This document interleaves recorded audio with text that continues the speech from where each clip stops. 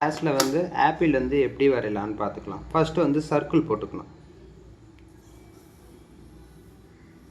ஓகேவா?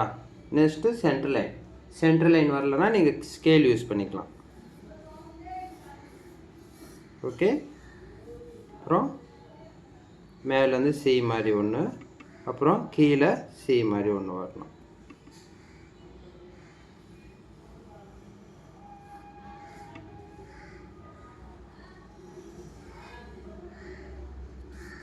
ஓகேவா?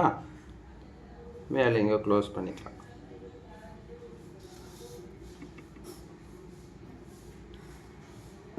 ஸோ இதான் வந்து ஆப்பிளோட பேசிக்.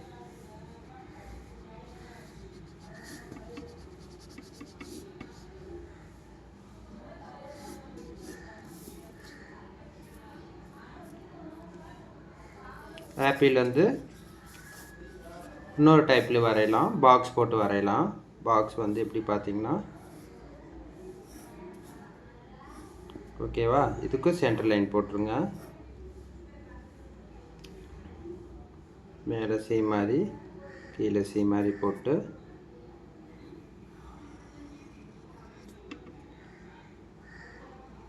நீங்கள் வரையும் போது ரெண்டு சைடும் ஒரே மாதிரி இருக்கணும்.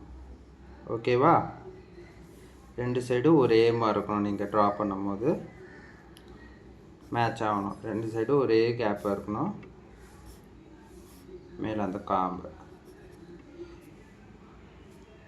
இப்போ அடுத்து பார்த்தீங்கன்னா